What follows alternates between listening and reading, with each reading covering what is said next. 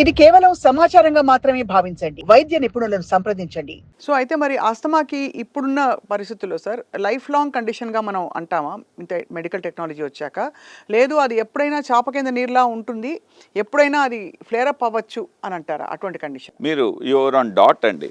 So, చాలా సార్లు ఏమవుతుందనంటే asthma అనేది ఆల్మోస్ట్ 80% ఆఫ్ ఇండివిజువల్స్‌లో కంప్లీట్ కంట్రోల్ ఉంటుంది. కాకపోతే వీళ్ళల్లో ఏంటంటే ఆ చిన్న మందు ఇన్హేలర్ ఏదైతే ఉంటుందో అది రెగ్యులర్‌గా వాడుతూ ఉండాలి. వాడకపోతే ఏమవుతుందంటే మధ్య మధ్యలో ఫ్లేర్ అప్స్ వస్తుంది.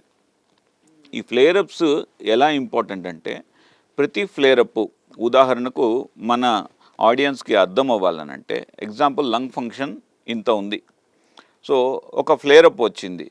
ఒక ఫ్లేర్ అప్ వచ్చిన తర్వాత మళ్ళీ టెస్ట్ చేస్తే అంటే మళ్ళీ రికవర్ అయిన తర్వాత టెస్ట్ చేస్తే ఇంత ఉన్న లంగ్ ఫంక్షన్ కాస్త తగ్గుతుంది.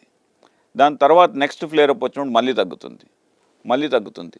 మనం అర్థం చేసుకోవాల్సింది ఏంటంటే ఒక flare up asthma acute attack వచ్చిన తర్వాత మళ్ళీ ఎప్పటికి కూడా మళ్ళీ ప్రీవియస్ బేస్ లైన్కి లంగ్ ఫంక్షన్ రీచ్ కాదు అని అర్థం చేసుకోవాలి.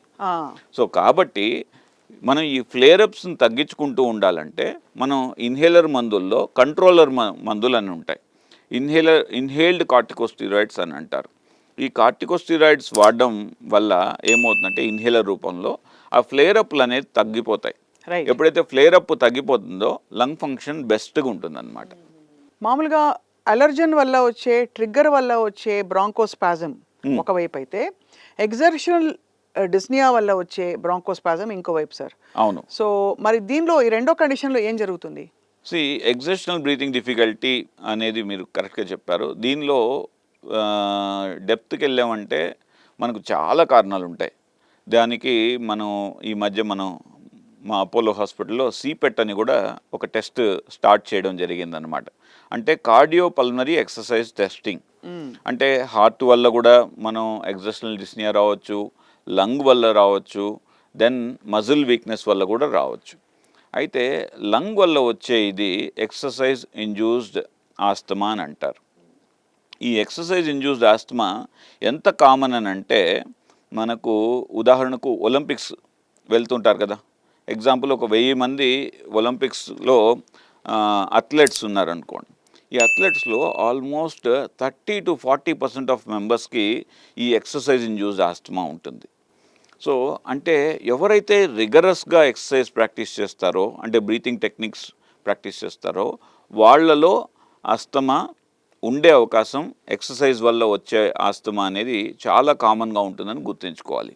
అయితే దీనికి కూడా అగైన్ మళ్ళీ ప్రివెన్షన్ కన్నా కూడా ప్రివెంట్ చేయలేం. ఎవరికైతే ఈ టెండెన్సీ ఉంటుందో వాళ్ళకి ఒక్కసారి అటాక్ వచ్చిందంటే మనం ప్రివెంట్ చేయలేం.